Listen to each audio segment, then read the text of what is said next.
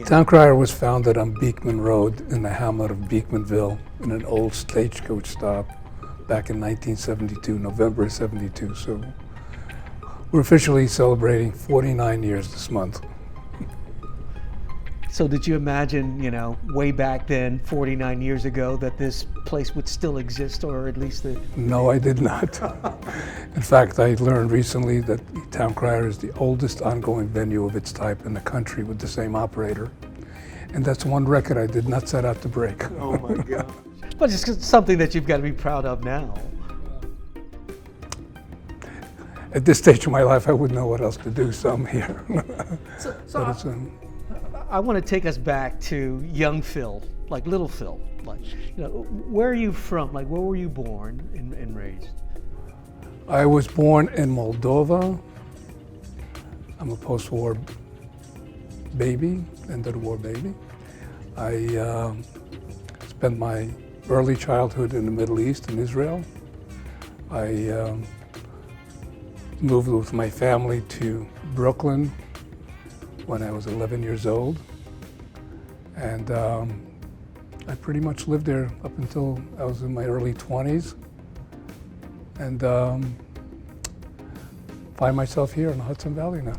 Do you have any feeling or connection with your past, like your European roots? Is there something there that kind of clicks with you still? No, only some.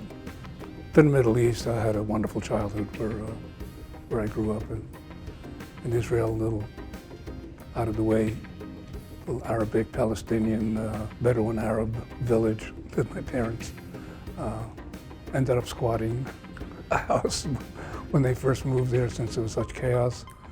But I really enjoyed it, and I missed it for a long time.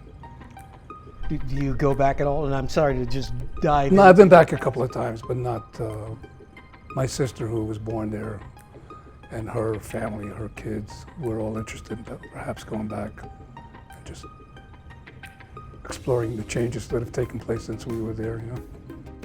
So what was it like culturally, like when you moved to the States initially? Was there a big shock, cultural shock? Yes, and I didn't enjoy it. I wanted to go back. But ultimately I adjusted. So the adjustment period was also the language, learning English, etc. So that's what I was going to bring up. Like the language thing has to be pretty. Yeah, I had some difficulties. The kids that I was in school with were, at the time was a religious school, that were less accepting that my friends back in the neighborhood, mostly because of language barrier and partial humiliation that I had to go through because of that. What it did do is it forced me to learn English quicker, Okay, well, I'm Steve Forbert. I think it's true that I caught the tail end of the first location. I played the sort of Spanish location, which was rather temporary. And then, of course, there was the Pauling location, played there for years. Got a lot of nice recordings out of there and some good films too. And now I played here for several times. Loving it. Always glad to see Phil, and he's one of the people making this whole type of music survive, and we thank him. Well, it's great to be back in the old dressing room of the Towne Crier. God knows we've been in a couple of the Towne Criers, and it's great to be now in his home, forever home here in Beacon. Congratulations, Phil, on your 50th anniversary. Thank God you didn't pay us by the note every time we played here, because God knows we made a lot of notes. Mary Coogan's been with me all this time, Mary, and she's a local girl. But congratulations, Phil, on your 50th anniversary. We've loved being here, part of your story with Cherish the Ladies.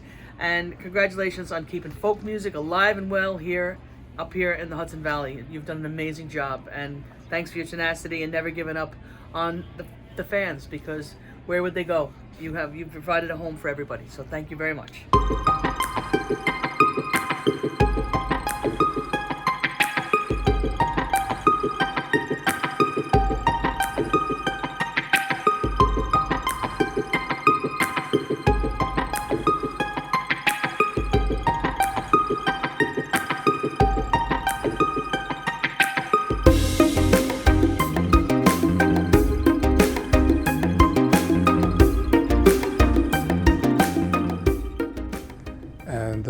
started out as a clerk. Ultimately, I became a trader on Wall Street. And while I was working at Wall Street, which was downtown Manhattan, I had easy access to Greenwich Village. So I finished work, walked to the Village, and soak up some of the music that was blossoming at the time. The club scene was exploding, and there was lots going on, and I couldn't get enough of it, and it was opening all kinds of doors for me musically. When you're saying opening doors musically, what does that mean? You know? It means I was discovering forms of music that I was not familiar with, certain forms. I gravitated to jazz at a very young age, I thought there was, in fact, while I was in high school and the Beatles were the big thing and the Rolling Stones, I said, not for me, I'm jazz. However, when I got to experience the live music scene in the Village, that turned me around. Walking into a club called the Cafe Go-Go, where there was a host of blues artists, country blues. I had no clue who Sonny Terry, Brownie McGee, or Big Joe Williams, or Lightning Hopkins. Those names didn't mean anything to me. But when I saw them live, I said, I like this. Ultimately, I would go back almost on a nightly basis because I couldn't get enough of it. Yeah. So you just absorb this new scene, and it's connected to Wall Street. Like, how is that connection? Well, there's just close proximity to Wall Street. There's no connection whatsoever. There's, in fact, they were opposing worlds. What were you trading in Wall Street? Stocks, bonds, warrants, whatever. Just, I didn't, it was just, for me, it was a job. There was a booming economy because of a war that was going on. When I made the connection, I realized that this is not what I want to do. But I did like the club scene a lot. So how does the balance work? I mean, you've got a job that maybe you're not completely interested in, but then you've got this excitement about the club scene. Well, the club scene was there. My next move was to open up a little boutique in Brooklyn. It was mostly an alternative lifestyle, little department store that I created that had everything from jeans to art supplies to paraphernalia of various sorts, camping equipment. I mean, I had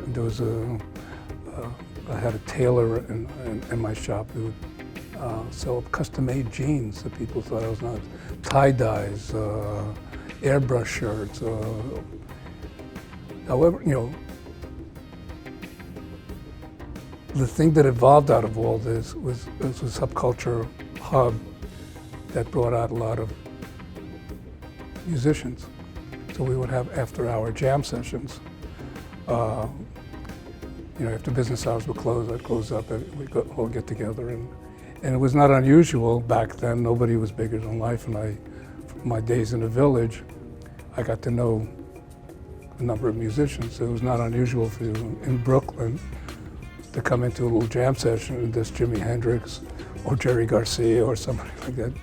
We were all just people.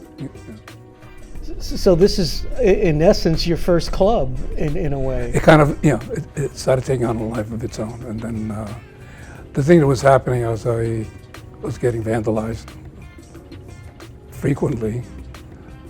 There was the chemical drug scene kind of kicked in, and people were overdosing.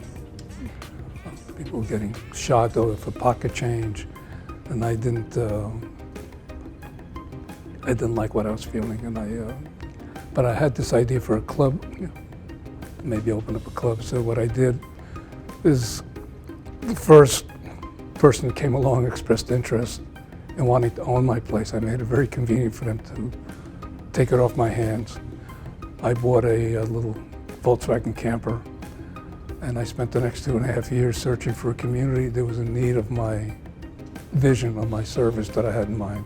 So what's unique about the Towne Crier that, out of all the venues that you've played in over the years? Old Towne Crier was on Route 22. The Towne Crier, the incarnation that I went to, was on Route 22. And that was, well, my daughter's now 42, and she was, oldest daughter, she was just a little kid then, so I guess that's quite a while She was just ago. born.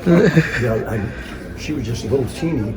And Phil's did so many fantastic things with world music before they called it that, and every other kind of music. In addition, he's what they call a avatar for the arts before they even used that word. And nobody used global music and all the terrific things that he's done. Now I live here, and I'm fortunately so busy, I guess, that I'm either home working 16 hours a day or on the road still. So when I'm in Beacon, where I live, just when I drive by here, even if I'm going for my 2 hours off a week and get out of the house when I'm not going somewhere, and just drive by this place, just knowing that Phil is here and seeing all the people who are playing here, just incredible. I live in one of the towns with the best music 7 days a week, 7 nights a week, and I'm not able to come that often, but it's always a thrill. And just thank you on behalf of all those people whose music has been heard and appreciated because you care about it and present it in a way that makes everybody feel good about what they're doing. That's what we need. And now with the whole new way the world is going, where everything is in, fellas! we all have to support this place, and hopefully people will realize small is beautiful, and just being able to come here reminds me of that wherever I go. And I think everyone who's ever played here feels that way. That's why they all love to come back. So you feel a sense of home when you come to the Towne Crier. And if I should live another 91 years and get some You will. commercial success, I hope I am given more time so I can just come here every night and hang out and listen and be a cash customer to help support the arts. Because I know that this guy sitting next to me has been doing that his whole life. So he's a good role model for all of us to remember that the music is the star and brings us together. You brush against fate at least once a day. At night you tempt the ghosts of all the close calls. I can say love scared you the most. Your mother taught you to be tough. Your father showed you tender. But on their own, neither one's enough. Sometimes you fight, sometimes surrender. And Phil, he's just been nothing but a support system to me. It took a bunch of years before I made my first record, between the time I met Phil and my first record didn't come out until 2001. So from 76 to 2001, I only knew him as a sideman. And when I started playing, he took a liking to me, and he just pretty much opened this door, which a lot of people were not doing. Phil and Alan Pepper in New York, they were my two support systems. Say whenever you want to play, you have a place, and that's invaluable when you're starting out. And with a diamond cutter's eye, nothing left to chance. You don't let a soul get by without at least a passing glance. You're gonna be the one to save the day.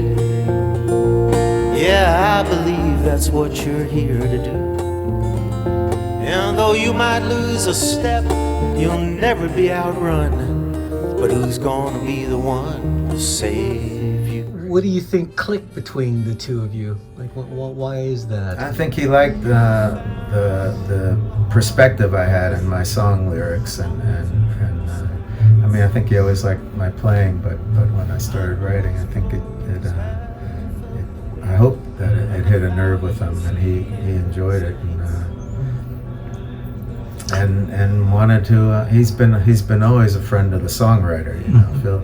I don't know how you could be in this business for that long without having